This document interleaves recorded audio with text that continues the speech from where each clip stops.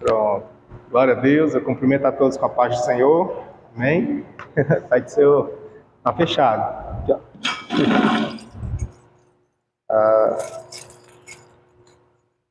Acho que essa menor aqui, ó. Se não for, ela é a maiorzinha. Nesta feita, nós vamos já para a nossa aula de número 2. Na aula passada, nós vimos sobre a carta aos Romanos. É uma carta muito polêmica, né? Muito usada nos dias de hoje, mas infelizmente a gente só tem pouco tempo, né? Praticamente uma aula para ver uma carta, então tem que ser realmente assim por cima, né? E hoje nós iremos ver 1 aos Coríntios. Eu pretendo chegar até 2 aos Coríntios, não sei se vai ser possível, que é uma igreja que ela reflete muito a igreja da atualidade. Não na sua totalidade, mas ela reflete bastante, então a gente pretende esmiuçar o máximo possível. E caso dê tempo ainda, a gente tenta adentrar na 2ª carta aos Coríntios, tá bom? Hoje, vendo aqui a 1ª carta aos Coríntios, nós temos como os dados introdutórios a sua autoria. A autoria da carta aos Coríntios, ela é incontestável, né? É uma autoria de fato muito aceita e não há contestação de que realmente seja do apóstolo Paulo.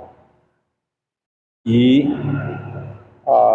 nem sequer existe contestações a respeito de que de fato tenha sido ele que escreveu.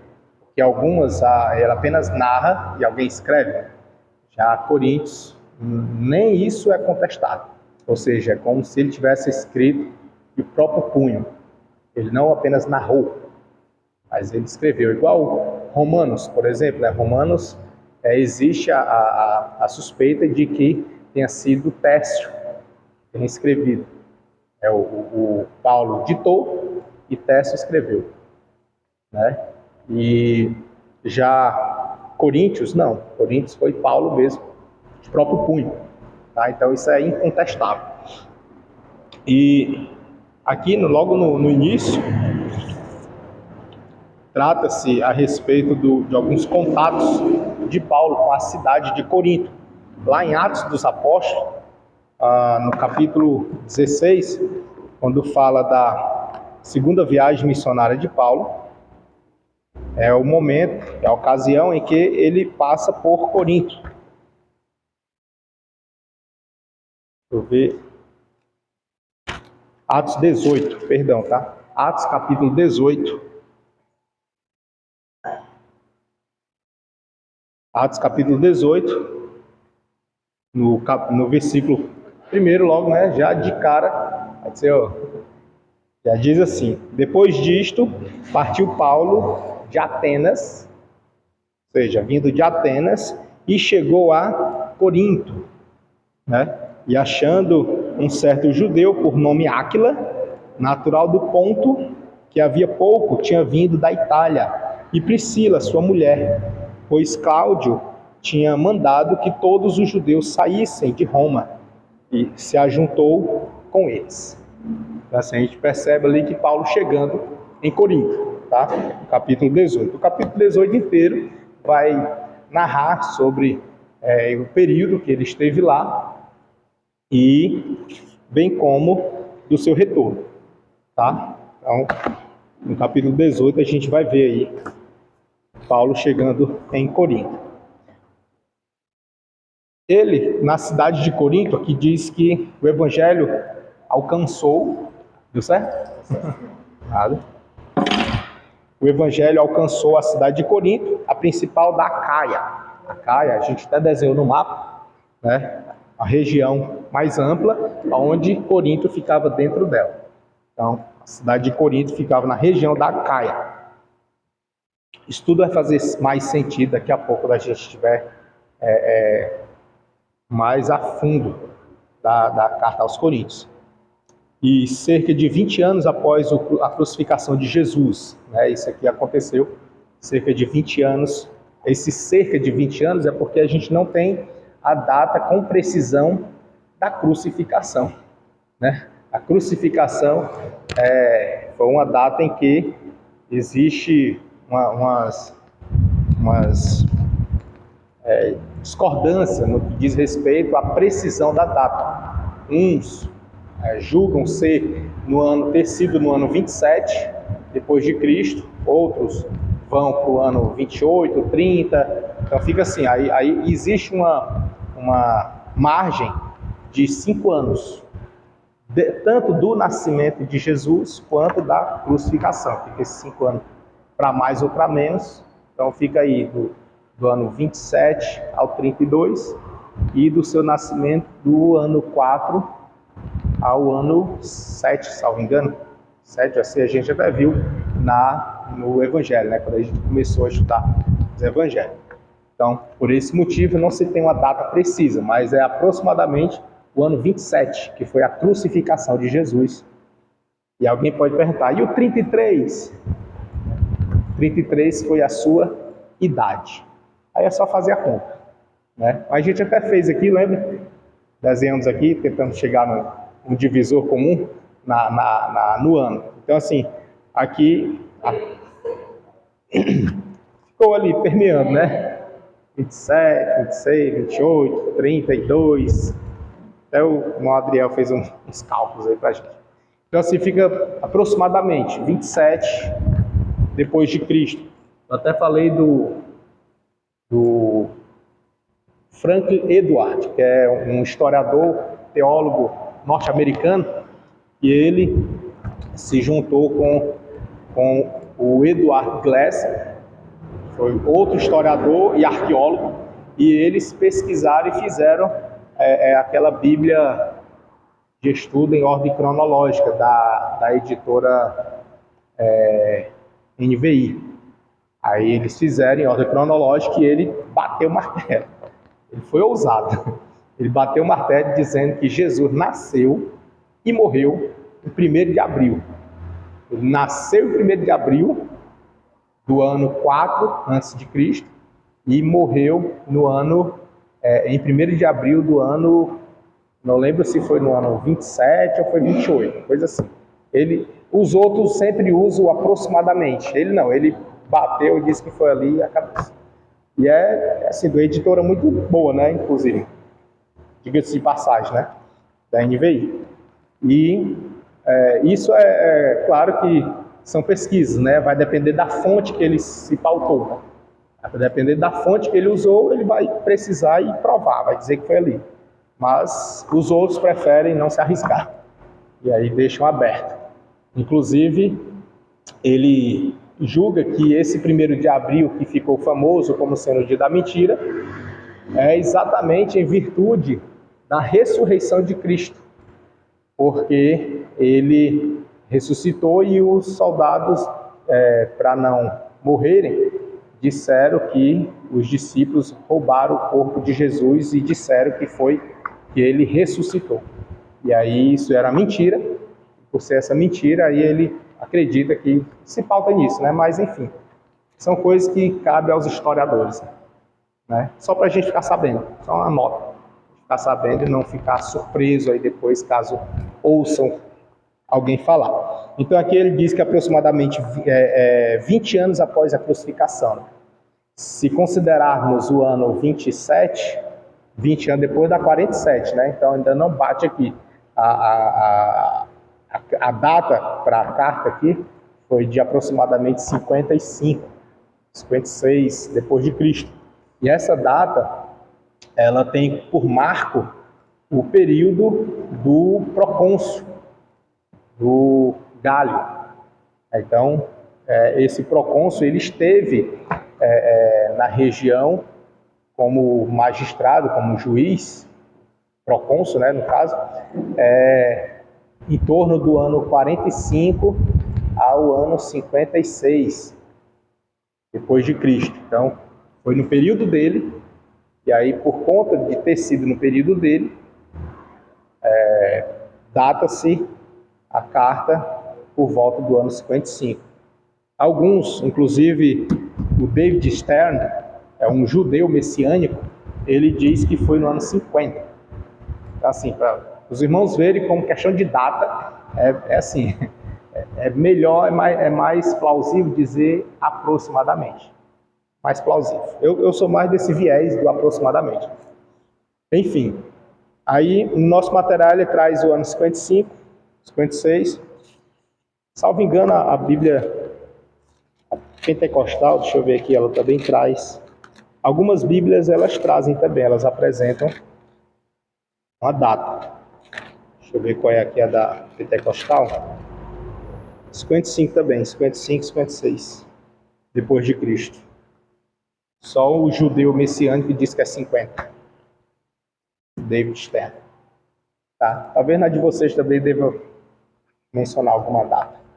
E então, essa carta ela se deu por volta desse período, 20 anos aproximadamente. Pode ser mais ou menos. Menos eu acho mais difícil, é mais para mais. Menos é pouco provável. E a população de Corinto era constituída de gregos nativos, colonos romanos e de judeus, ou seja, era uma população mística, né? Tinha o grego, tinha romano e tinha judeu na sua população. Daí a gente vê, é muito importante a gente ver isso aqui, porque nisso pode ser que justifique a tão diversidade em meio aos irmãos da igreja de Corinto, né? A vasta imensidão de diversidade. Aqui também nós precisamos entender que a cidade ela estava situada na principal rota comercial, ou seja, era uma localização aonde fluía o comércio próximo de navegações e pontos turísticos. Então, assim, era um movimento, um trânsito bem expressivo. A gente percebe que tudo isso influencia e conta muito, muito mesmo, para uma comunidade no que diz respeito à igreja, né? Uma igreja isolada, longe de centros comerciais, ela tem um certo público, mas ela em um grande centro comercial, ela tem outro público. Isso é tranquilo a gente entender, né? Eu falo isso para a gente poder compreender e analisar o contexto econômico, social, histórico e geográfico da igreja de Corinto, tá? É muito importante fazer essas observações.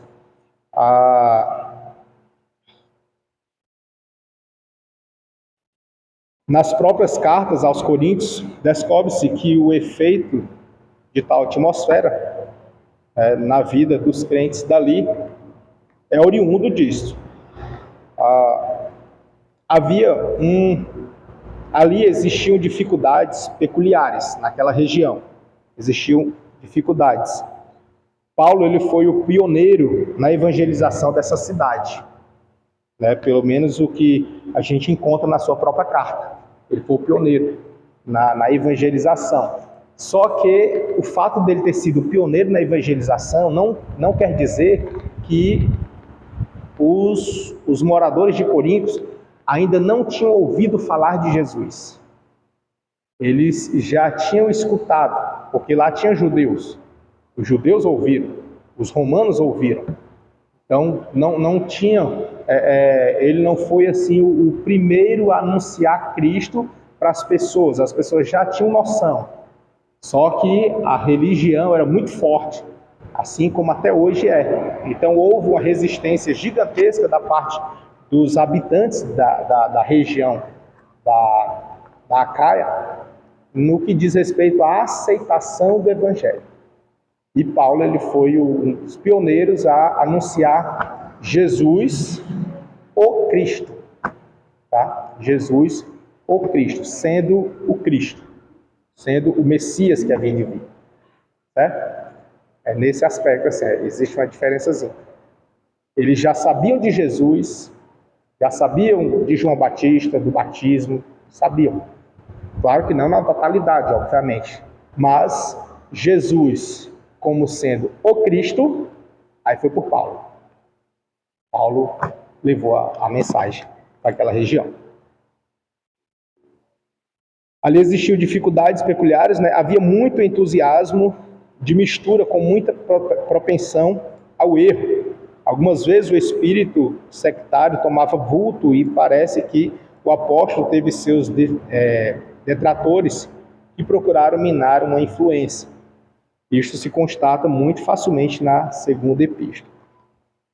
Aqui nessa parte introdutória, eu vou fazer leitura assim, de pontos, só para a gente se situar, tá bom? Aí depois da parte introdutória a gente adentra especificamente em cada ponto. Eu marquei aqui uma linha para a gente analisar, ainda na parte introdutória, que é onde diz assim: à primeira vista, a Corinto verificou-se, vê se os irmãos conseguem localizar, tá? Na minha, achou aí? Isso. Primeira visita a Corinto, acharam?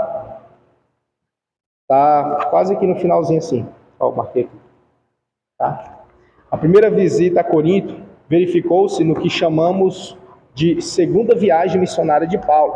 Ali chegou ele após sua visita a Atenas, logo pregando na sinagoga. Paulo enfrentou tal oposição da parte dos judeus que foi levado a declarar sobre a vossa cabeça o vosso sangue. Ou seja, Paulo, quando veio de Atenas, que foi para Corinto, e ele procurava estrategicamente, ele ia direto para as sinagogas. Era uma estratégia dele. Ele não saía assim nas ruas aleatoriamente, ele ia direto para a sinagoga. E na sinagoga que ele disputava ali com os judeus, disputava com os que pregavam, que anunciavam, os anciãos. Então, uma vez que houvesse resistência na sinagoga, aí ele saía e ia para as casas. Então, ele prioritariamente ia para a sinagoga, de forma estratégica, ia para a sinagoga, uma vez que houvesse resistência.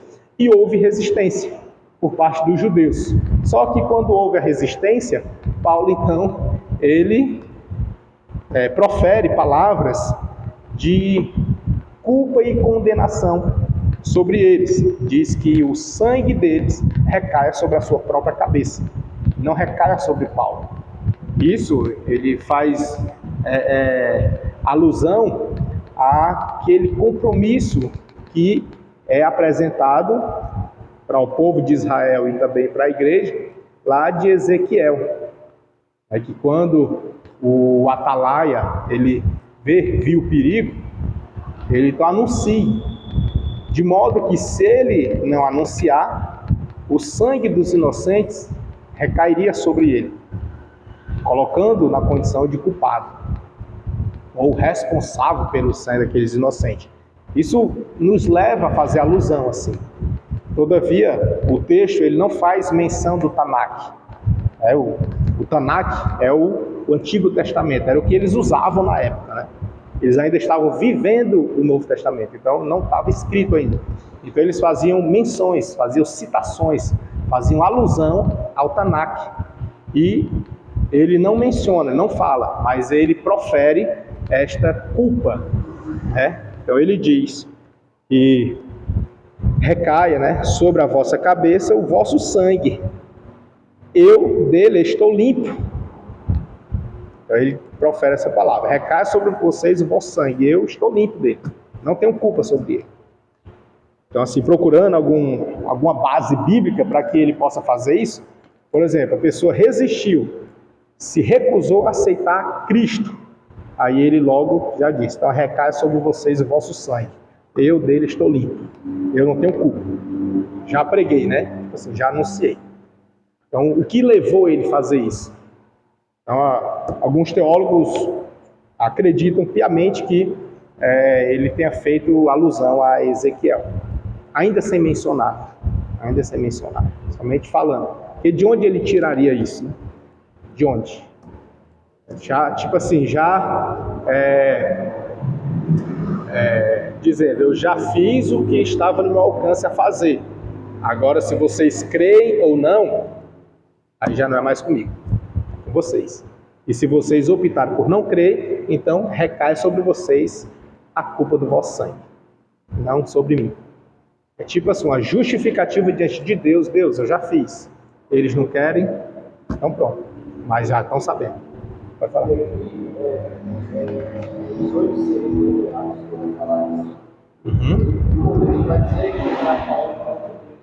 Judeus, exato.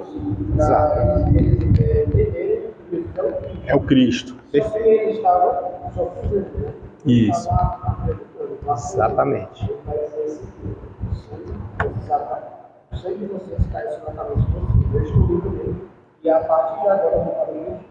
Exatamente. A ideia, perfeito. Exatamente. Ou seja, lá em Atos, né? Atos 18, né? 18, 6. Pronto. Atos 18, 6. Paulo, vou botar aqui um judeuzinho de bata. Paulo prega para quem? Os judeus. Judeus.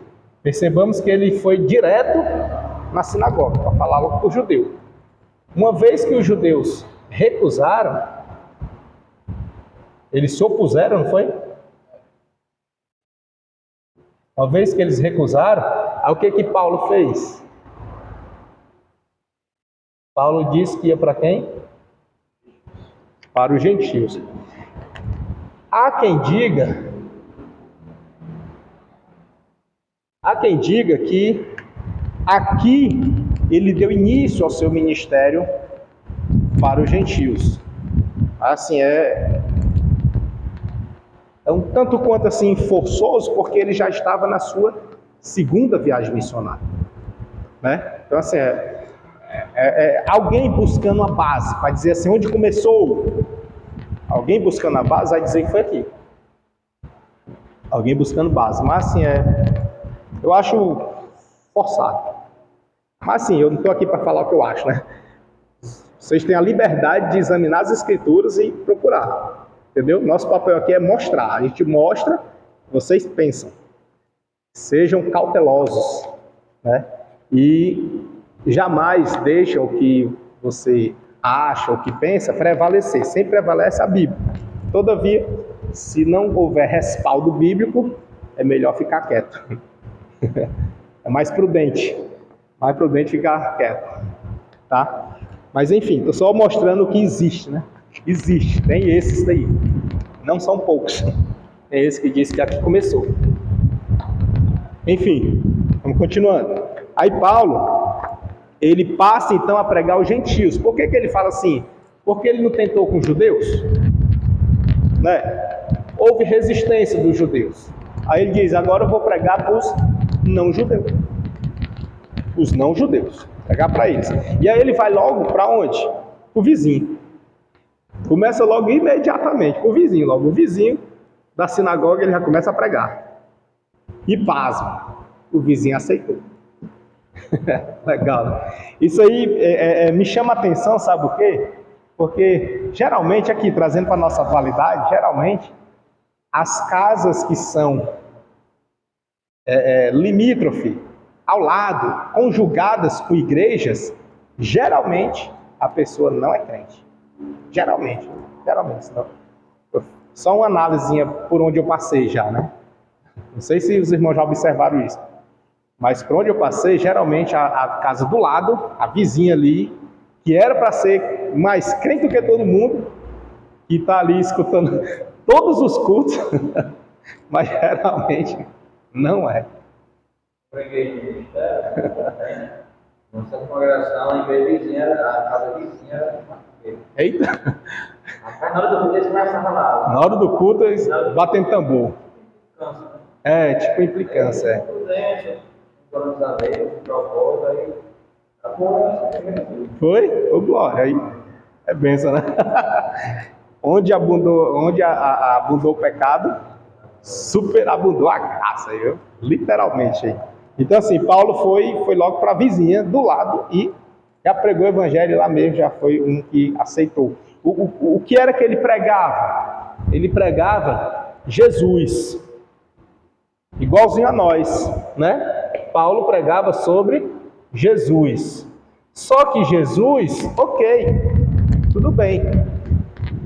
Onde era que estava o ponto que intrigava, que mexia, que enfurecia as pessoas? Era dizer que Jesus é o Cristo, o Messias. É aí que pegava. Entendeu? Era aqui. A questão está aqui. Os judeus acreditavam em Jesus? Acreditavam, porque eles até conheceram. Sabia quem era e tudo. Agora, dizer que Jesus é Cristo, meu irmão, aí era pedir para brigar. Então, era nesse nível aí que Paulo discutia, né? E levava a palavra, pregava a palavra. E ele fez isso de forma exemplar na região da Acaia. E mais especificamente, a igreja de Corinto. Então, Paulo, ele... Vamos aqui fazer a leitura de Atos 18, que é praticamente aqui a vivência dele lá em Coríntios. Atos, capítulo 18. Como o nosso irmão já leu até o 6, né, a gente...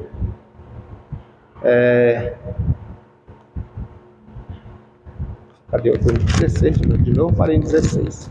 18. Pronto, aí no 6, ele disse que ia pregar para os gentios. Aí veja o 7. E saindo dali, entrou em casa de um homem chamado Tito, justo, que servia a Deus, e cuja casa estava junto da sinagoga. E Crispo, principal da sinagoga, creu no Senhor com toda a sua casa. Também muitos dos coríntios, ouvindo, creram e foram batizados. E disse o Senhor em visão a Paulo: não temas, mas fala e não te cales. É forte, né? Jesus falou, não temas, falou em visão, não temas. Por que Jesus falou isso em visão para ele? Porque ele não havia virado as costas para os judeus? Falou, não, então eu agora vou para o gentil. Só que talvez, Paulo é humano, então talvez aqui, de repente tenha batido aquele desânimo nele. Aí Jesus vai em visão, diz para ele, não temas, mas fale e não te cales. E ainda diz mais, no versículo 10, porque eu sou contigo, e ninguém lançará a mão de ti para te fazer mal, pois tenho muito povo nesta cidade. Legal, né? A pessoa recebeu um recado desse de Jesus, meu amigo. Você vai, não vai? Encoraja. Coragem. Glória a Deus. Daí, outro ponto também que eu gostaria de mencionar aqui, nesse início, essa parte introdutória, é lá no finalzinho ainda da introdução, quando diz assim,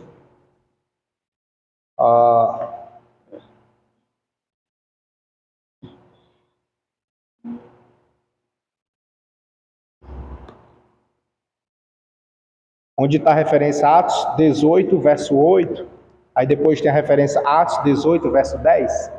Acharam aí? Está a referência entre parênteses? Pronto. Aí diz assim, os judeus hostis continuaram a perseguir o apóstolo e eventualmente o trouxeram perante Gálio, lugar tenente ou procônsul romano da Acaia. Gálio não deu atenção a esses judeus e o incidente refluiu sobre a cabeça de Sóstenes, que era o principal da sinagoga.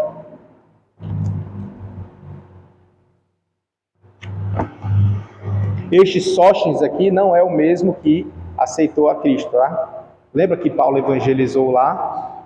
O Crispo aceitou a Jesus, né? O Crispo, que era o principal da sinagoga, esse Sóstenes é outro. Até porque não tinha só uma sinagoga, né? É muito bom a gente sempre assimilar uma cidade populosa, uma cidade comerciária, uma cidade bem desenvolvida, tá? E cheio de culturas. Tinha romanos, tinha judeus, né? Então você vê assim que existe uma mistura lá, né? tinha gregos. Então, enfim, era uma cidade muito populosa. Então, não tinha só uma sinagoga, tinham várias sinagogas. E Paulo já avisava logo as sinagogas. E uma delas, a de Crispo, ele já aceitou a Jesus, mas o de Sóstenes ainda estava se balanceando. E aqui ele diz assim, que era o principal da sinagoga, isso através de uma demonstração antijudaica por parte da população grega. A menção do nome de Galho como procônsul dá-nos a razão de colocar a primeira vista de Paulo a Corinto entre os anos 50 a 55 do primeiro século, pois o consulado de Galho é colocado no verão, anos 51 ou mais tarde, no ano 52. O apóstolo demorou-se ali cerca de 18 meses, ou seja, 1 ano e 6 meses, né? 1 ano e 6 meses, o que lhe deu excelente oportunidade para estabelecer a igreja naquela cidade. Interessante, né? 1 ano e 6 meses ele esteve ali no primeiro momento, tá? A sua segunda viagem missionária, primeiro momento em Corinto, passou 1 ano e 6 meses.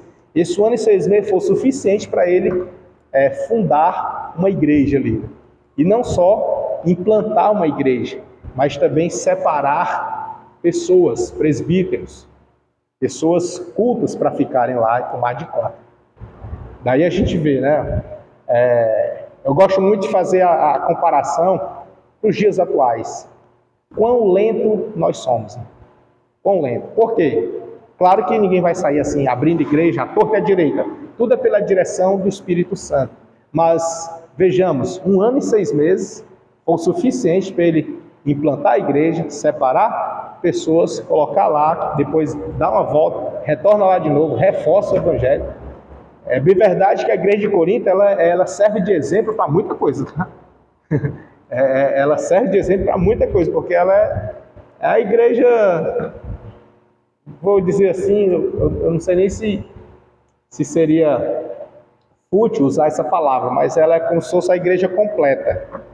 A igreja de Corinto foi a igreja completa, completa em todos os aspectos. Né? Completa nos dons e completa nas divisões. Esse problema. Né? Pelo menos à luz da Bíblia, o que a Bíblia nos apresenta. A Bíblia não menciona dessa completude da igreja de Pérgamo, por exemplo, que era outra igreja que era meio ruim também. Não fala no nível de Corinto. Né? Então, assim, a de Corinto é a que escancara, traz assim para nós, para a gente poder ver como era uma igreja, mesmo no primeiro século, ainda mais, né? Primeiro século.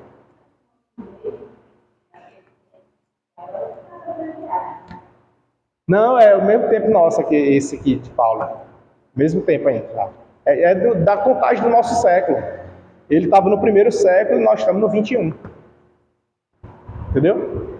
20 séculos aí. Dá para entender? É o mesmo, é a mesma contagem nossa. Não é a antes de Cristo, não é. É a nossa mesmo. Já.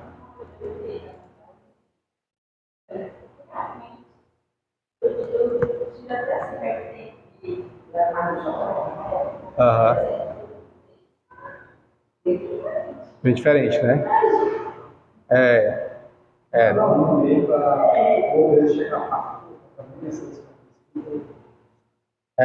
Um ano e meio. É rápido, né? Como o irmão falou? Cultura. Verdade. Verdade. Tudo tem que ser ponderado. Tudo tem que ser ponderado.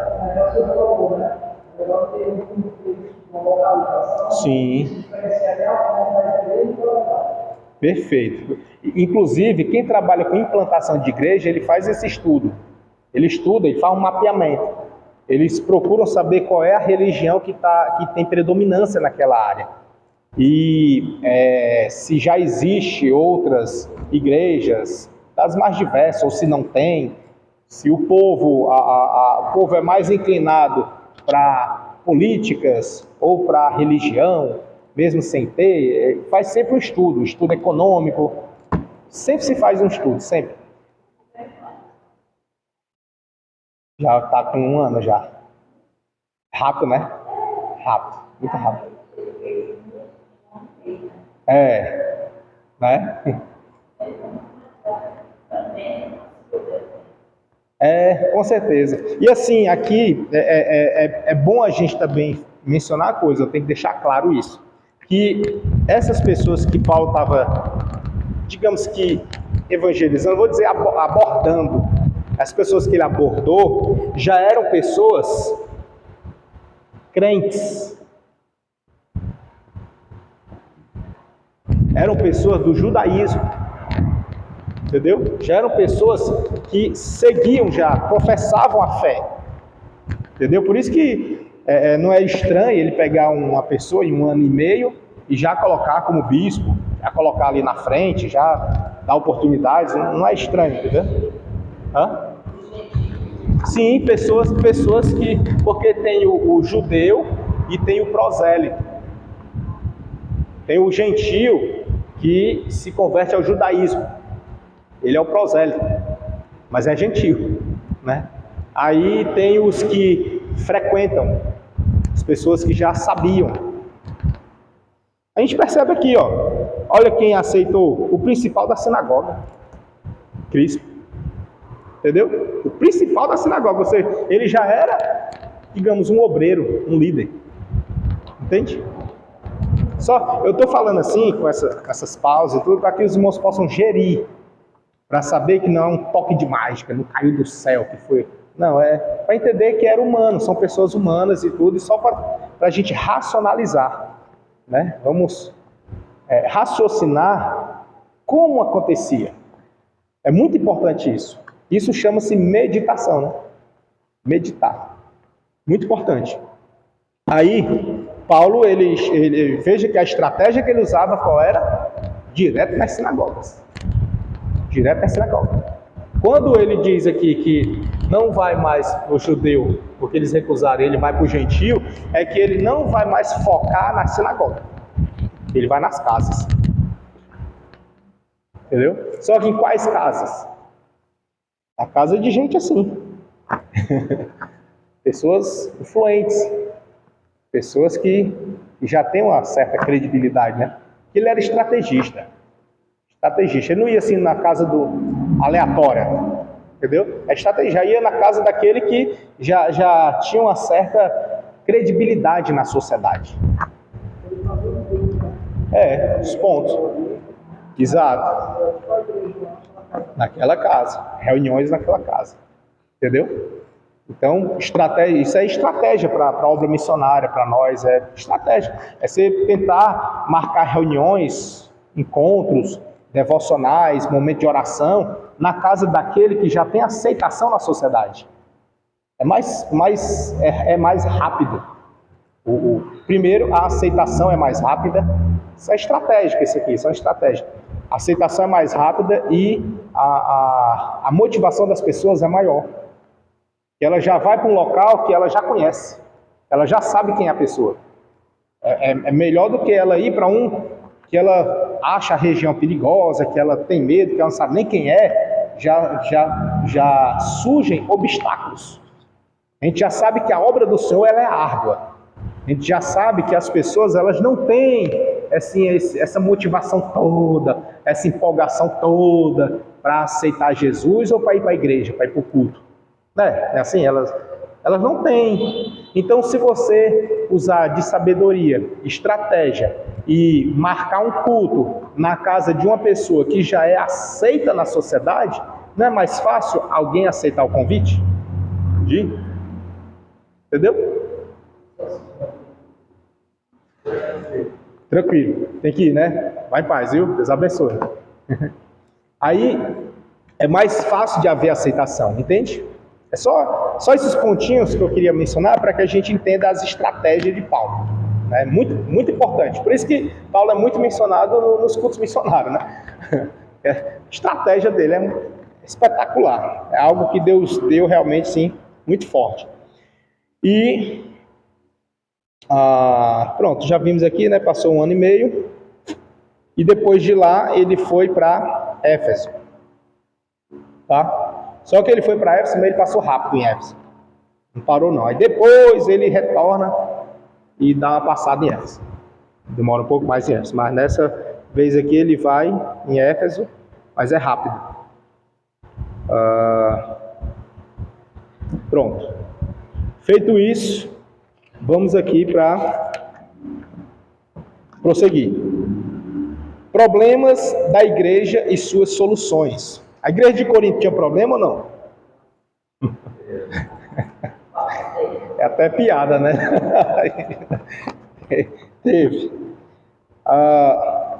E não poucos, tá? E não poucos. Vamos aqui. A comunidade, chama comunidade a igreja de Corinto, né? A comunidade coríntia era dinâmica e cheia de entusiasmo, com muitos dons e carismas. Era também uma comunidade conflituosa, cheia de tensões e divisões. O trabalho nessa comunidade foi marcado por muitos conflitos, tanto com os judeus, lembremos disso, né, que lá dentro da igreja tinha judeus, tinha gregos e tinha romanos. Então, assim, era uma igreja bem diversificada. Ora, se aqui para nós, por exemplo, vou botar aqui para nós assim, na nossa cidade, a gente sabe que só tem pessoas da mesma língua, né? Culturas são diferentes, mas na igreja pelo menos são da mesma língua. E creem no mesmo Cristo, no mesmo Deus, assim, percebe? Mas ainda assim, dentro da igreja ainda há dissensões. Imaginem uma que tem uma cultura fortíssima, que é o judaísmo, muito forte, mas muito mesmo. Pode, você pensa em forte, elevado a potência 10 é o quê? 10? Nem me lembro mais como é. Né? Qualquer número é infinito e na potência, sabe? São muito fortes. A religiosidade deles assim, é muito forte. É tanto que Jesus, a palavra, o Logos, encontrou resistência diante deles, né? Para poder fazer com que eles entendessem que Abraão não era tudo, Moisés não era o principal, né? Difícil, muito difícil. Então assim, a gente precisa enxergar isso, tá? Enxergue isso, na igreja de Corinto, tinha muito isso aqui. E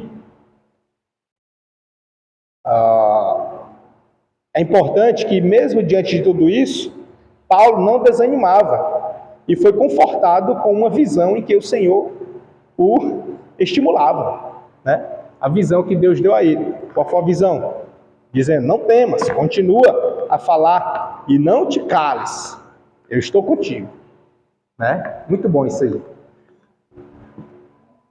Paulo, ele teve o seu momento ali em Corinto, só que nesse primeiro momento ele estava apenas implantando, dialogando, conversando, era seu primeiro contato com Corinto. Todavia, nesse primeiro contato ele passou 1 ano e 6 meses. Nesse primeiro contato, 1 ano e 6 meses. Depois desse primeiro contato que ele fez, ele então sai de lá. Sai, no capítulo 14 vai fazer essa trajetória. Diz assim: depois que levaram Paulo para o tribunal, Galho então não fez questão de julgar a causa dele, ele nem se importava com isso, e expulsou todos os judeus, que os judeus é que eram a pedra no sapato de Paulo, eram os judeus. Então o judeu era que ficava implicando, resistindo, perseguindo, e inclusive até levando ele para o tribunal. Levaram ele para o tribunal para que ele fosse julgado lá. Só que o procônsul, Galho, não fez questão, não deu a mínima. E daí expulsou todo mundo do tribunal, e todos agarraram Sóstenes, principal da sinagoga, né? Espancaram o pobre do Sóstenes, né? Os judeus, para ver como o negócio era acirrado, né? Eram os judeus, viu? Isso aqui, irmão, não era ímpio, profano, pecador não, eram os crentes. judeus, que era o povo que era para terem aceito, né? Mas eles rejeitaram. E eles estavam fazendo a mesma coisa que fizeram com Cristo, estavam fazendo com Paulo. E o texto vai nos dizer que Paulo, ficando ali ainda muitos dias, despediu-se dos irmãos e dali navegou para a Síria, e com ele Priscila e Áquila. Priscila e Áquila, para quem não se lembra, foram os que chegaram de Roma. Só que, observe, Priscila e Áquila, eles chegaram de Roma, mas eles já eram judeus. E eles, ao invés de se comportar como judeus nativos que já estavam lá, eles acreditaram na pregação de Paulo que Jesus é o Cristo. Então passaram a andar com Paulo, tá junto com Paulo. Paulo já está ali montando ali a pequena igreja já, né? Já temos aí Priscila, Áquila. Exatamente, mesma profissão, né? Isso. Fazedor de tendas, pronto. Né? Paulo e Áquila. Áquila para nós aqui é um nome unissex, né? Áquila, ou não? É masculino mesmo? Masculino, né? Eu conheço um Áquila. Masculino, Áquila. Mas soa assim meio que unissex, né? Áquila. Dá para ser, né? Áquila. Mas é masculino. Na Bíblia é masculino. E Priscila, igual o nosso aqui também, Priscila é feminino, na Bíblia também. Priscila aqui está sendo feminina, é a esposa de Áquila. Tá? Falo isso para deixar claro, né? Para a gente não misturar aqui. Eu já ouvi umas pregações que na pregação misturou. Botou Priscila sendo homem. Né? Priscila, até a pessoa mesmo falou assim, coisa esquisita, né, irmão? Realmente né? Porque estava errado. Né? Priscila é a esposa de Áquila. E eles tinham vindo de Roma. Por quê? Porque lá em Roma tinha baixado um decreto mandando os judeus saírem de lá. Não quer nenhum judeu aqui não, sai daqui. Aí voltou, aí foram para Corinto, chegando em Corinto, Paulo está lá pregando, eles aceitam a pregação, aceitam que Jesus é o Cristo e passam a andar com Paulo. Inclusive, vão para as viagens missionárias. Né? Vamos para a viagem missionária. E aqui a gente percebe no versículo 18, que Paulo, ficando ali muitos dias, despediu-se dos irmãos e dali navegou para a Síria. E com ele quem? Priscila e Áquila. Tendo rapado a cabeça em Cencreia, porque tinha voto. E chegou a Éfeso e deixou-os ali. Mas ele, entrando na sinagoga, de novo, para onde ele foi? Para a sinagoga. Era a estratégia dele, era a estratégia. E é estrategista, né? Venhamos e convenhamos. Ele ia direto para a sinagoga. Porque ele pregando lá e havendo aceitação de que Jesus é o Cristo, é o Messias, pronto, você já tem uma comunidade inteira crendo. Entendeu? Em um só lugar. E aí, era a estratégia dele. Aí ele já, chegando em Éfeso, deixou lá Priscila e Áquila, em Éfeso, e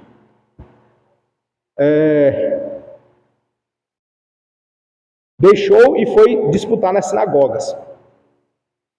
E rogando-lhes eles que ficasse por mais algum tempo, não conveio nisso. Antes se despediu deles, dizendo, querendo Deus, outra vez voltarei a vós. E partiu de Éfeso. E chegando a Cesareia, subiu a Jerusalém.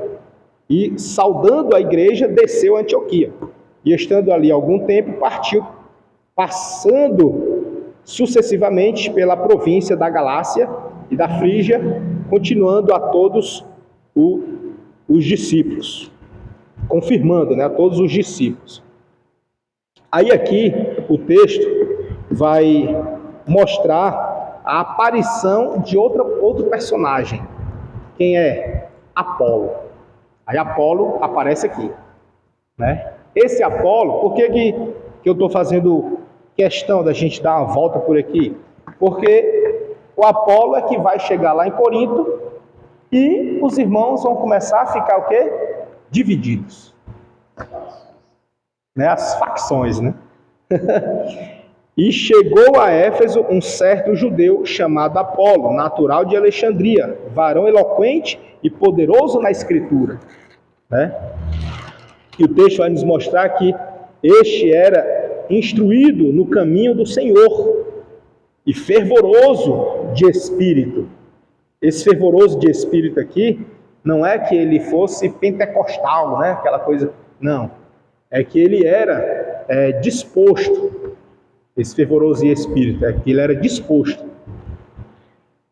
E falava e ensinava diligentemente as coisas do Senhor. Aí aqui vai dizer por que não é o de espírito. Ó. Ele diz assim, ó, conhecendo somente o batismo de João. Né? Conhecendo somente o batismo de João.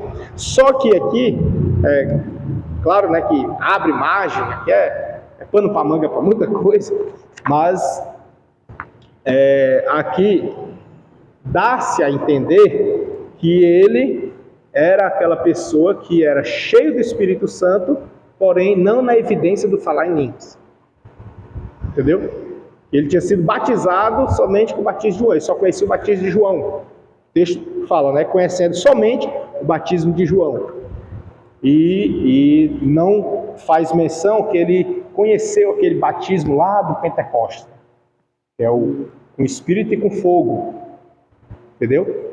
Então a pregação dele consistia apenas no batismo de João, sobre Jesus. Era um judeu messiânico. Ele começou a falar ousadamente na sinagoga, quando o ouviram Priscila e Áquila, o levaram consigo e lhe declararam mais pontualmente o caminho de Deus. Ou seja, Áquila e Priscila foram que aperfeiçoar o ministério de Apolo. Apolo era muito bom, Áquila e Priscila viram isso. Era muito bom, porém, algumas coisinhas precisavam ser ajustadas. Aqui para nós, é ou não é assim na nossa realidade? Às vezes a gente acaba rejeitando uma pessoa só por conta de uma pregação, só porque ela se posicionou de um jeito numa escola bíblica, só porque ela falou tanta coisa boa, mas bem aqui ela não foi feliz. Aí a gente pega ela e pum. Não é assim? Só que não é bom ser assim. Vejamos aqui, vamos aprender com Áquila e Priscila. Ao invés de botar essa pessoa e jogar fora, não, vamos ajustar, vamos conversar, chamar ela, irmão, irmão, foi muito bom, irmão, foi assim e tal. Inclusive, eu quero até aqui abrir um parênteses, eu gostaria muito que fizesse isso comigo, porque existe aquele que aprende com os erros dos outros, existe aquele que aprende com os próprios erros, existe aquele que nem aprende. Eu sou daquele que aprendo tanto com os erros dos outros, quanto com os meus. Então, não sou aqui o super, nem o perfeito. E se houver alguma coisa, pode falar. Eu gosto, eu aprendo ensinando. A gente aprende junto, né? E aqui a gente percebe, Áquila e Priscila tiveram esse cuidado. Eles chamaram Apolo, e olha que foi Apolo, meu amigo. Que na Bíblia a gente tem como alguém muito estimado, né? Apolo. Pegaram Apolo e conversaram com ele. E ajustaram, e declararam pontualmente o caminho de Deus. Declarar assim, pontualmente, dizendo assim, é assim, assim e assim. É muito importante isso, irmãos. Mas muito importante mesmo. Daí, querendo ele passar a Acaia, o animaram os irmãos e escreveram aos discípulos que recebessem, o qual, tendo chegado, aproveitou muito aos que pela graça criam, porque com grande veemência convencia publicamente os judeus, mostrando pelas Escrituras que Jesus era o Cristo. Olha como é interessante, irmão, isso aqui. É muito forte isso aqui. Porque Paulo, ele chegou na sinagoga para falar com os judeus, para pregar sobre Jesus, dizendo que é o Cristo. Não foi? O que os judeus fizeram? Recusaram. Mas tudo é no tempo de Deus, irmão. É interessante demais. As coisas de Deus é muito organizado. Aí vem Apolo, também para a sinagoga, também para os judeus, falando mesmo Cristo, mesmo Jesus, dizendo que é Cristo. E agora o que é que acontece? Os judeus aceitam. Legal, né? Por isso que tem o Provérbios, que Paulo diz, né? Paulo plantou, Apolo regou. Né? Quem foi que chegou primeiro? Paulo. Quem foi depois? Apolo. Não foi? Muito legal. Aí, ele chega e prega Cristo. Jesus, o Cristo. Capítulo 19, versículo 1 vai dizer assim: e sucedeu que, enquanto Apolo estava onde? Em Corinto. Está vendo? Estava lá, pregando lá. Exatamente onde os judeus outrora levaram Paulo para o tribunal e tentaram, por fim da força, persegui-lo. Aí agora Apolo chega e está lá pregando em Corinto. Então sucedeu que, enquanto Apolo estava em Corinto, Paulo, tendo passado por todas as regiões superiores, chegou a Éfeso. E achando ali alguns discípulos, disse-lhes: recebestes vós já o Espírito Santo quando crestes? E eles disseram: nós nem ainda ouvimos que haja Espírito Santo. Nunca nem ouvi, nem se existe. Mas deixa... Hã?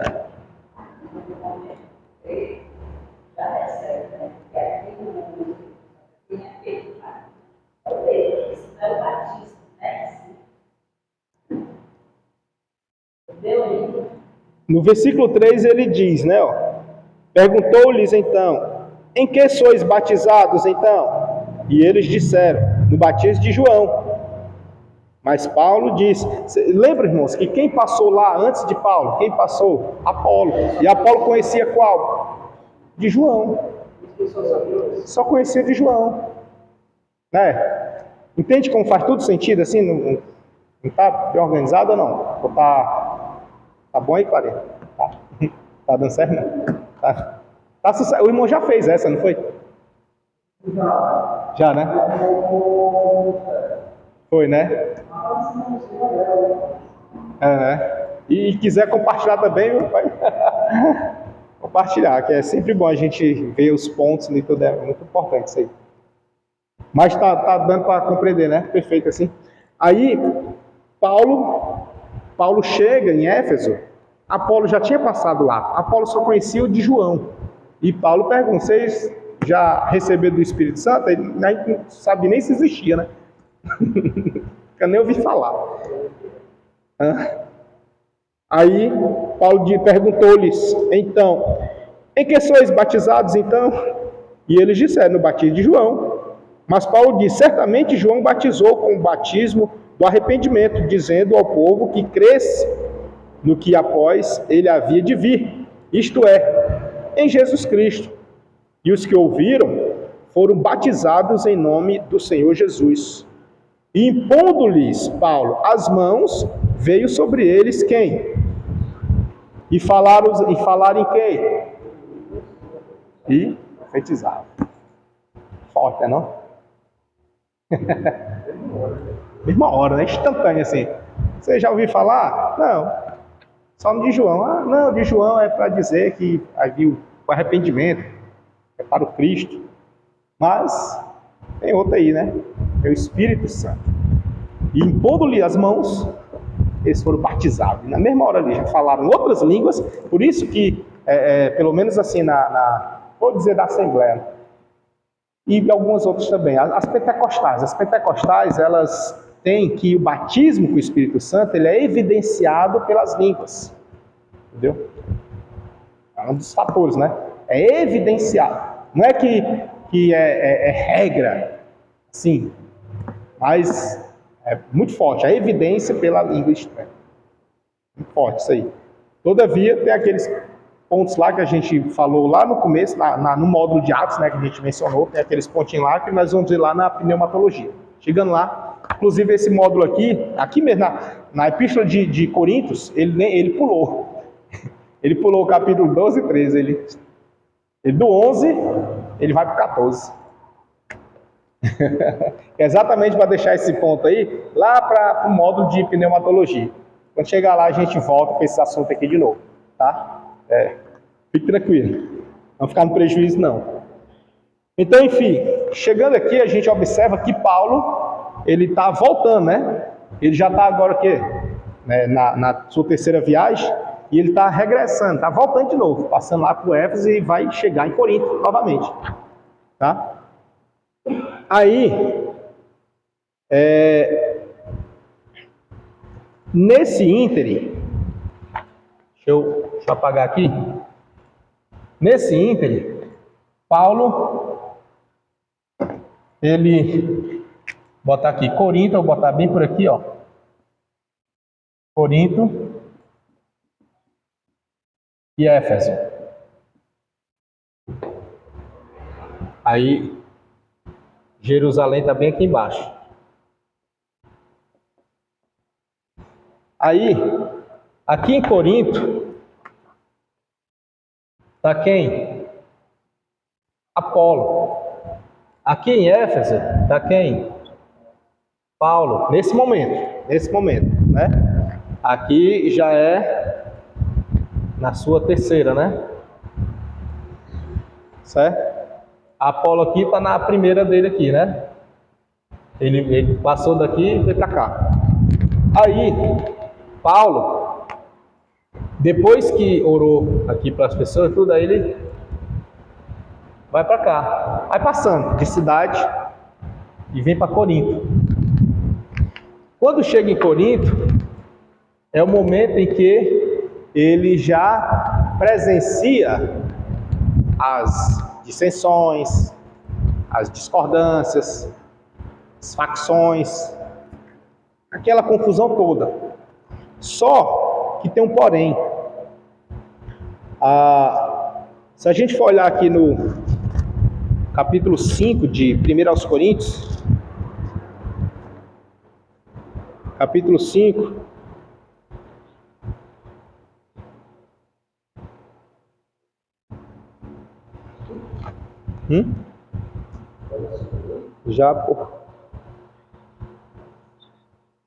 capítulo 5 de 1 aos Coríntios, versículo 9.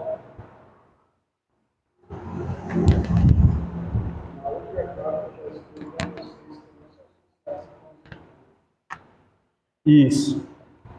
Aqui, Paulo, quando chega, ele vai conversar com a igreja de Corinto.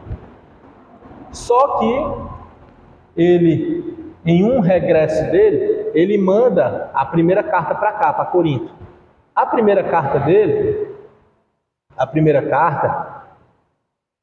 é uma carta que, teologicamente falando, sumiu. Sumiu historicamente falando, mas ela chegou lá. Existiu a primeira carta. Qual foi essa primeira carta? Essa que nós temos? Não. Essa seria já a segunda. Só que nos achados da arqueologia não foi encontrada essa primeira. Entendeu? Não foi encontrada essa primeira.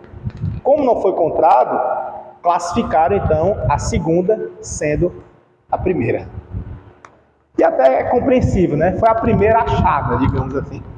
A primeira achada, né? Então não necessariamente a primeira carta aos Coríntios seja a primeira propriamente dita enviada. Tá? Foi a primeira achada. Dá para entender? Dá? Aí nessa primeira carta que ele escreve, está lá em 1 aos Coríntios, capítulo 5, versículo 9. Ele diz o quê? Vejamos que ele está escrevendo aqui para nós a primeira carta, mas essa já é a segunda que ele menciona a primeira. Observe aí que diz, ó, já por carta vos tenho escrito, que não vos associeis com os que se prostituem. Dá para entender? Está dizendo, já por carta vos tenho escrito, ou seja, já foi. E aqui para nós, dá até a ideia de que não foi só uma, né? Fica assim, voando, porque ó, já por carta vos tenho escrito, Então, já por carta, vos tenho escrito. Ele menciona a carta. Na outra carta, fala assim? Bom, fala de uma só, né? Na outra carta, é a NAA. Ó, na versão que o irmão usa, NAA, que é a nova Almeida atualizada, né? A NAA. Ela usa o termo, ao invés de por carta, usa na outra carta. É mais direto, né? Na outra carta. Na corrigida, na corrigida, diz por carta. E na NAA diz na outra carta. Mais claro. Obrigado, né? Alguém tem outra tradução que diga? Não, né? Tá, tranquilo? Aí, isso a gente identifica onde? Na que nós temos como primeira. Né? A que nós temos como primeira. Tá? Vamos avançar. E quais os motivos que levaram Paulo a escrever esta carta? Aqui vai nos dizer que as informações foram recebidas da pessoa da casa de Cloé. Aí, 1 Coríntios, capítulo 1, verso 11. Da casa de Cloé.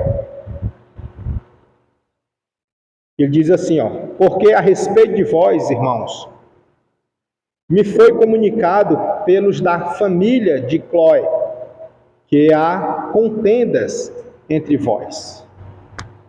Então foi informado. O interessante aqui, sabe o que é, irmãos? Eu acho lindo isso aqui. Isso aqui essa carta aos Coríntios aqui, ela é para ser assim. A gente consegue extrair muitas lições plenamente aplicáveis para a igreja odierna. Uma das coisas que acontece aqui, que a gente não vê no nosso meio, é que Paulo, ele diz quem é. Ó, eu tenho escutado de fulano. Fulano falou. Geralmente, como é que acontece na igreja odierna? Eu ouvi falar. E isso, irmão, é muito perigoso. Por quê? Porque gera o quê? Gera dissensão, desconfiança, às vezes conversas, mexericos, são fofocas. Isso gera. Por isso que é muito importante, então eu vou denunciar quem falou? Não. Se é verdade, não há o que questionar. É verdade. Agora, o que é chato? Quando a pessoa está aumentando. Aconteceu, mas ela aumentou. Aí é perigoso. Aí realmente, não é nem para ser dito, é para ser apurado. O que é apurado? É investigado. Na igreja, na igreja odierna, geralmente a liderança ela ouve alguma situação de alguém e às vezes toma providência, às vezes não. E a providência, ela é muito importante que seja tomada. É muito importante. Mas que providência? Investigar, apurar o caso. Pergunte, seja sábio na investigação.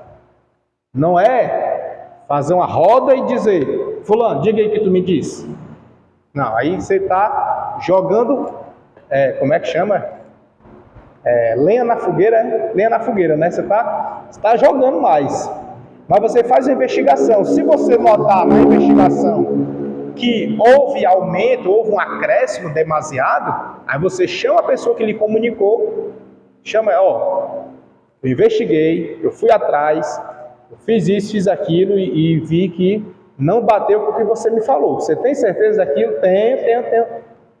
Aí se a pessoa ainda assim sustentar, aí é que você chama a outra. Para botar frente a frente e tirar limpo. Não é no coletivo, só os que estão envolvidos. Por que eu digo isso, irmão? Porque é muito importante para que você dê um fim, dê um basta. E mostre para o grupo que você é uma pessoa séria. Que você não está na frente à toa. Entendeu? Você é uma pessoa séria. Você é uma pessoa que não comunga com fofocas, com conversinhas. Aí os outros, os seus liderados, vão lhe olhar diferente, vão lhe respeitar, vão dizer, ó, fulano de tal, ele é sério, ele não leva assim, só porque falaram ele já sai condenando, não, ele é sério. Em outras situações que acontecerem, eles vão lhe defender. Entendeu? É muito perigoso. E o risco é esse. Porque na igreja é diferente de qualquer outro ambiente. Qualquer outro ambiente você pode dizer assim, sai daqui.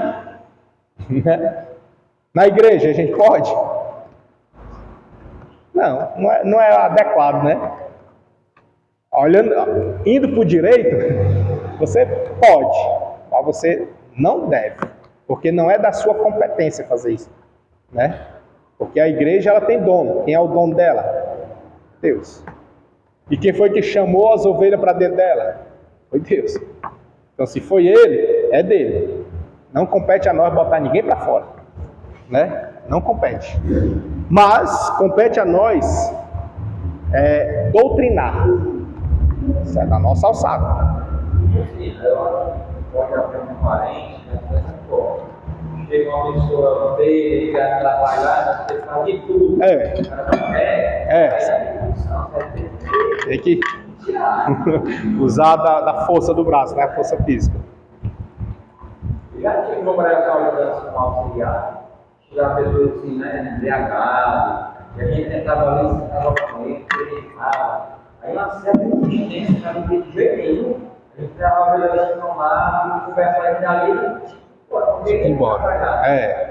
Não, isso aí são. Isso. Isso aí é tranquilo. Porque a pessoa da situação dele, ali dele com uma certa como coisa ele está com ele, principalmente se acaba participa e até Jesus. Aí depois a visita. Verdade. Verdade. Tem que saber. Isso é muito importante. Agora aqui a questão é que Paulo ele ouviu falar pela família de Cloé. E através do que ele ouviu falar, ele manda a carta repreendendo as pessoas. Diz, não faça isso, não faça aquilo. Aí nessa carta ele já diz, eu ouvi falar pela família de Cloé. Ele diz quem é. Isso dá o quê? Respeito, propriedade. Para dizer, foi verdade, está aí. A família está aí.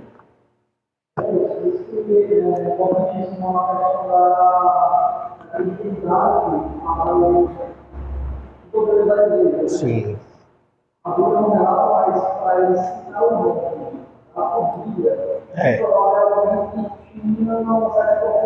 Com certeza.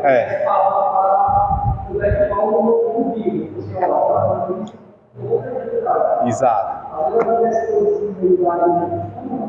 Sim.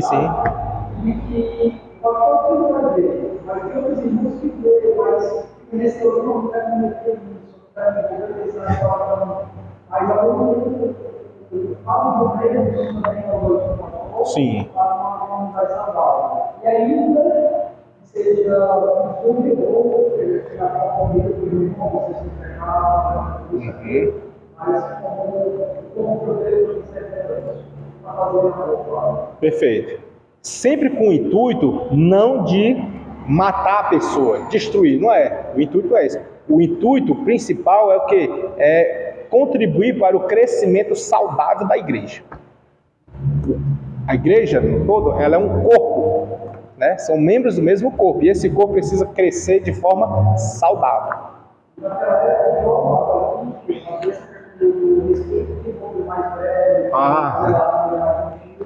Hoje em dia a gente é um tão difícil, que a gente está onde a gente até atrás. Fica inseguro, né? Verdade, viu? Muito bem ponderado, né? Então aqui, meus amados, só para a gente observar esse ponto, né? Feito isso, vamos aqui nos propósitos desta carta. O propósito dessa carta de 1 aos Coríntios é tratar de sérios problemas da igreja que estava ali permeando a igreja de Corinto, de forma que a gente consegue listar alguns, a partir de 1 aos Coríntios, que diz assim, alguns deles, os problemas que estavam lá na igreja de Corinto. Divisão. Que divisão era essa? Divisão na igreja. Como assim? Uns dando mais credibilidade ao ensinamento de um, porque ele falava tal coisa, e outros para outro, porque falava tal coisa, e outros para outro. Isso é uma divisão doutrinária. Por exemplo, aproveitando aqui que a gente falou de Paulo e Apolo, lembram que Paulo pregava Cristo, Jesus como Cristo, ressurreto. Apolo, ele também pregava, acreditava, mas ele era mais voltado para a lei. Então Apolo, ele era judeu, messiânico.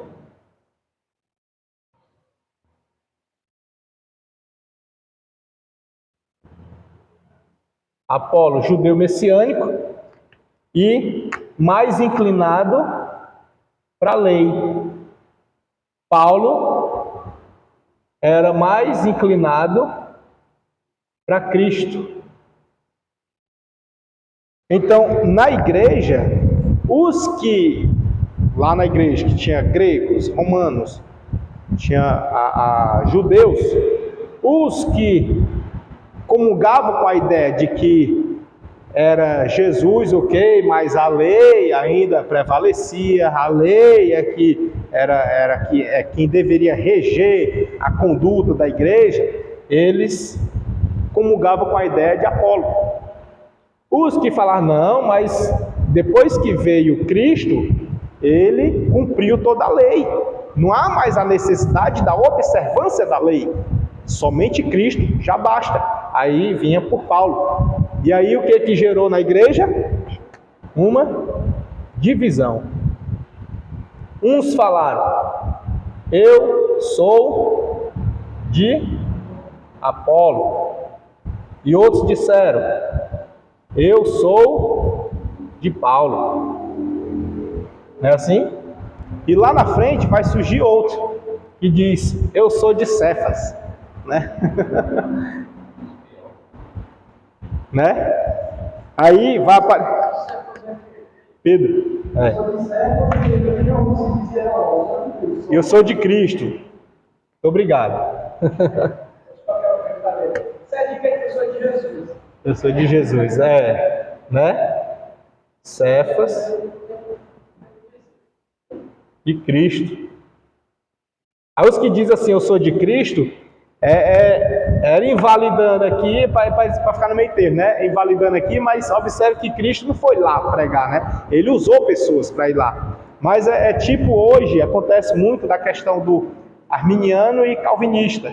Aí tem uns que fazem, já tem a terceira via, que é que eu sou de Cristo. Né? Não tem? Já ouviu falar já? Não? Tem a terceira via já. Eu sou de Cristo. Eu não sou nenhum nem outro, eu sou de Cristo. Aqui, ó. Igualzinho, né? É o reflexo, né? Mas aí, e Pedro, os de Pedro, ele era inclinado para a lei no que diz respeito à circuncisão.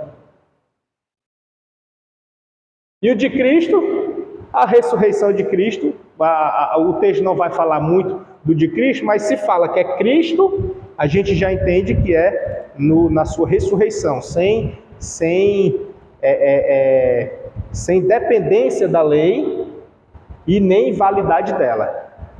Entendeu? Porque Cristo é a consumação dela, ele é o cumprimento dela, né? Então Cristo, no que diz respeito à ressurreição.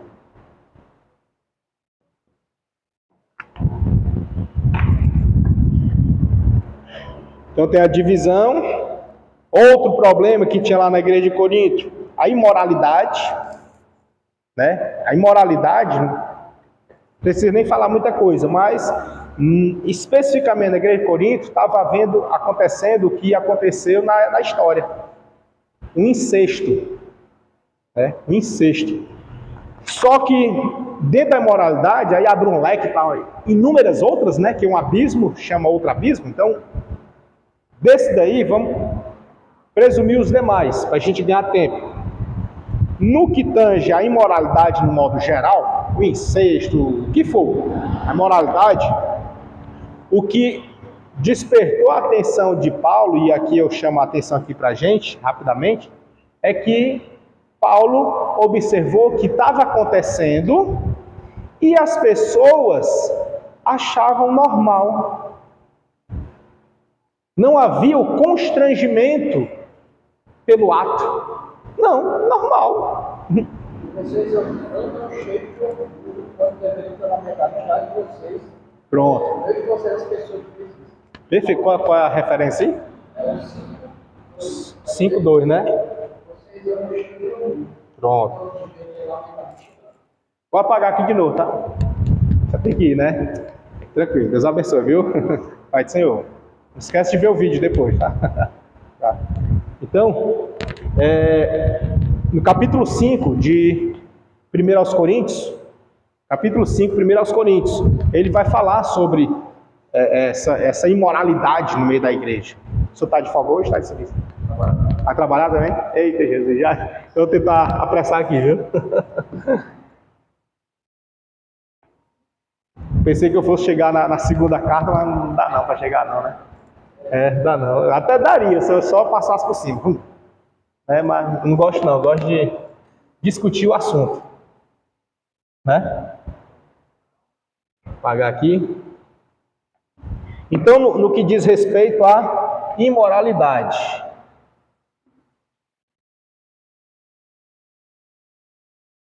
A imoralidade, aqui a gente imagina das mais diversas, tá? As mais diversas. Paulo, ele estava batendo de frente, porque estava acontecendo, todavia, não estava gerando nas pessoas a indignação pela imoralidade. Do contrário, eles estavam se orgulhando daquilo. Então, assim, havia orgulho na igreja de Corinto. Aí, daqui já vai puxar para outro ponto. Eu vou logo direto para ele, porque a hora já voou também. Daqui, tem outro ponto. Qual? Como estava havendo orgulho das pessoas, vou dar um salto agora, viu? Nós estamos no capítulo 5, eu vou ter que ir lá para o capítulo 11. Lá no 11, ele vai falar... Tem que sair um bicho aí, né? Lá no 11, no 26, se não me engano, dá uma olhadinha no 26 aí, por gentileza.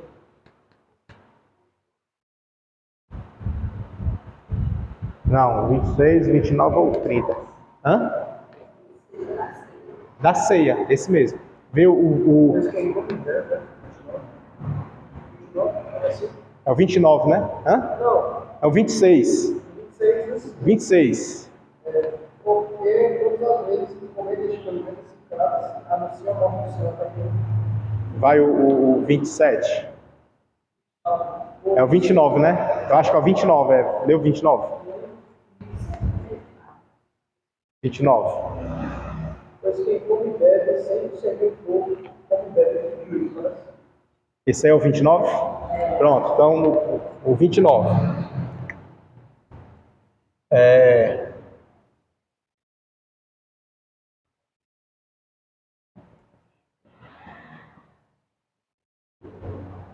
Alguém tem a tradução da corrigida? Qual é a tradução? Como é que diz lá da irmã?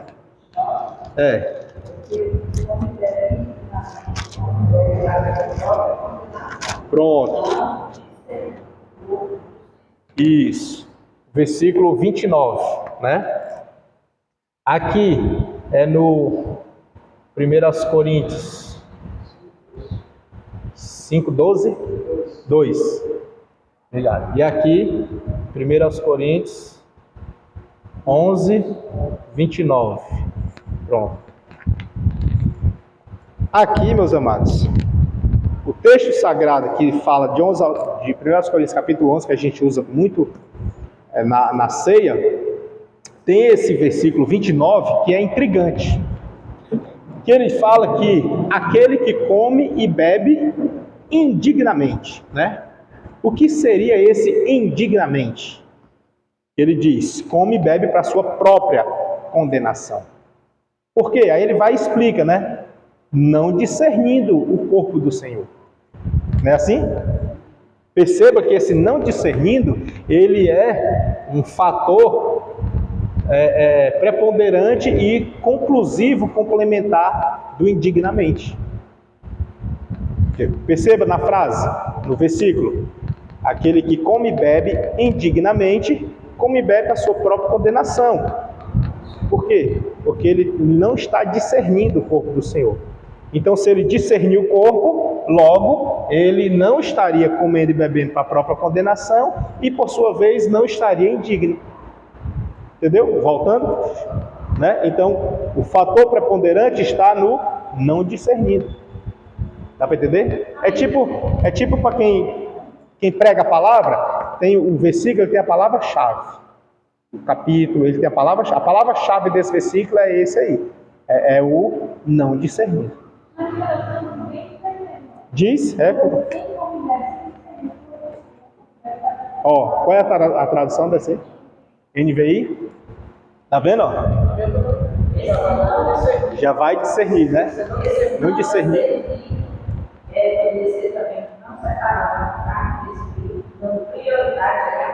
A carne, pode ser. Só para a gente entender, é que está atrelado a quê? A este rol aqui. A este rol. Só que não necessariamente nele sozinho, mas nesse aqui, ó. Porque eles praticavam este ato com orgulho, não havendo qualquer constrangimento pelo ato pecaminoso praticado. Não havia qualquer, não tinha. Pelo contrário, eles se orgulhavam em fazer. Este se orgulhar em fazer o que está errado, não tendo nenhum sentimento de culpa, nem de nada, nem temor, nem nada, ele não está o quê? Discernindo. Então aqui, ó.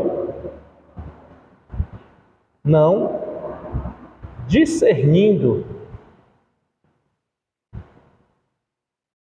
Aí esse discernindo é o quê? O corpo e o sangue. O que é o corpo e o sangue? Não é Cristo? É ou não é o corpo e o sangue é Cristo? Né? Então ele não está discernindo o sacrifício vicário e salvífico de Cristo. Não está fazendo sentido para ele. Tipo assim, tanto faz. Não, isso aí para mim é só um símbolo. Nada mais. E aí, como ele não está discernindo a importância do sacrifício vicário, salvífico de Cristo, por ele não discernir, ele se torna indigno. Por ele ser indigno, ele não pode participar.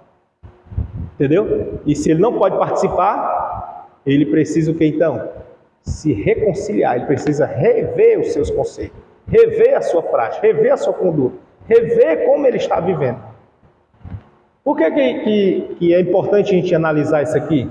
Porque é muito comum, é muito comum mesmo, muito, demais. A pessoa está na igreja, vivendo ali com a vida ilibada e tudo, mas no dia da ceia, quando ela vem para o culto, de repente acontece alguma coisa que ela fica com raiva, fica chateada. E aí quando chega o dia da ceia, ela, não vou cear, porque não tô me sentindo digno. Ela apenas está no que a gente chama no direito de dissabor da vida. Que é isso, é que aconteceu, foi um momento que dissabor, né? O juiz daqui do Marco dá maior valor essa palavra. de sabor. De sabor da vida. Porque eles usam isso aqui para não dar o dano moral. São espertos. Né? A gente pede o dano moral, aí eles botam assim, não, isso é um mero de sabor. Gaiato, né? Para não dar o dano moral. Mas enfim, isso aí é outra coisa. Aí a pessoa sofre um dissabor da vida, sofre alguma coisa que ela, às vezes, foi involuntário, foi casual, aconteceu, mas ela mesma não está o quê? Se orgulhando daquilo. Ou tá? Ah, não. Às vezes aconteceu, às vezes foi uma discussão, às vezes o menino fez raiva, aí a mãe, tufo. Parece uma coisa, né? Na semana, acontece, meu amigo.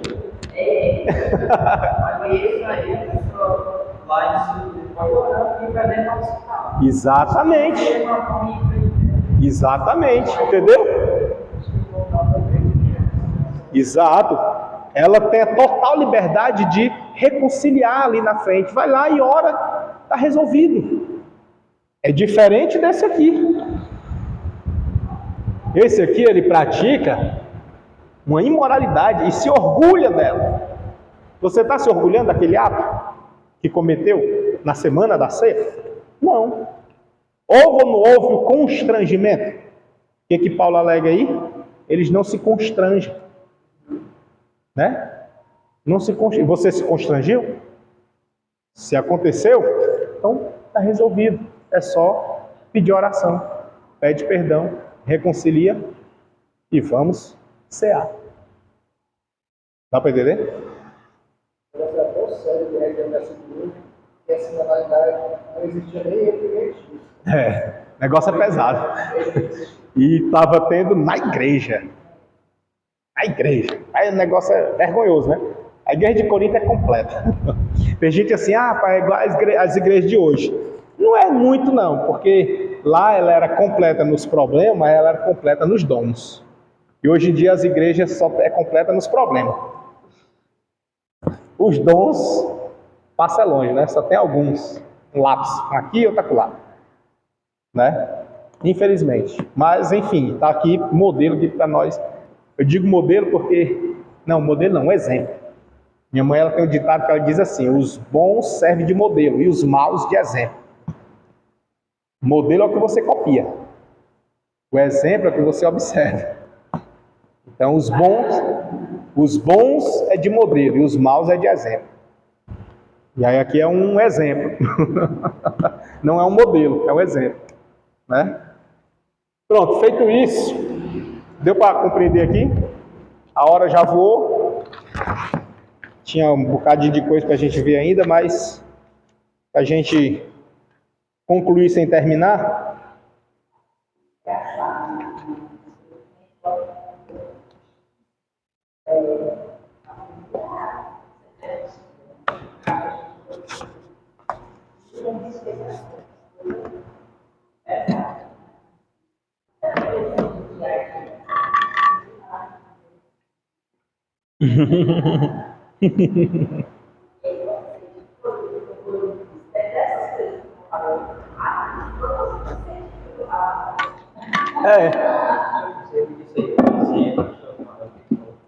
Os bons servem de modelo e os maus de exemplo.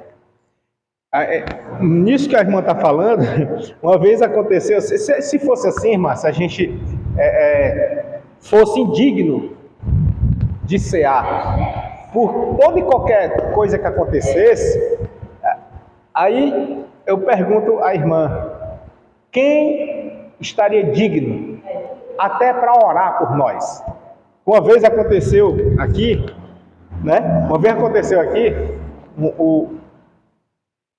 a pessoa foi orar, né? Aí disse assim, irmão, quem aqui cometeu algum pecado nos últimos 30 dias, da última ceia para agora, para hoje, que é 30 dias, nossa, né? É mensal. Quem cometeu algum pecado da última ceia para cá, para hoje, vem aqui receber oração para reconciliar com Jesus. Nós vamos orar. Aí eu pensei, Eu pensei na hora, sabe? Na hora eu falei, rapaz, da última ceia para cá, meu amigo, quem cometeu o pecado venha orar. E eu perguntei, e quem é que vai orar?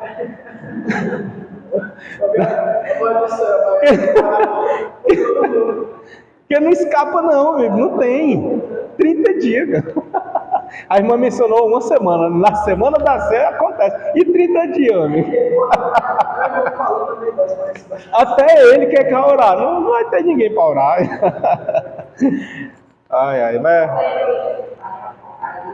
Sobre o Espírito Santo Não é Apocalipse, salvo engano, é Tessalonicense que vai cessar. Acho que é Tessalonicense.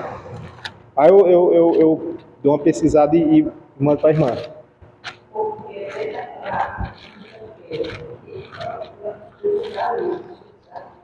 Foi?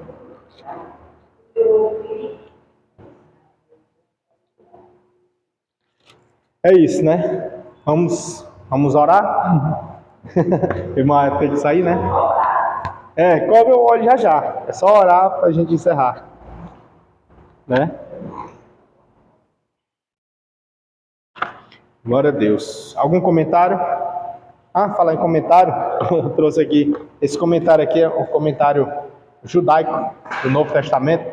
Ele é um judeu messiânico, que ele bate de frente com os judeus ortodoxos. E aí ele tentava mostrar para os judeus que Jesus é o Cristo. É legal, ele se pauta, isso que é do Novo Testamento, que ele se pauta ali de todo o Novo Testamento, inclusive das cartas paulinas, quando Paulo vai defender. Muito legal, muito interessante. Cadê? Assim. David Stern, ele é judeu, só que messiânico, né? Convertido. Por isso que o irmão foi fácil por ele. O irmão gosta dos dois. Mas não foi fácil não, viu? Não foi fácil não. É árduo.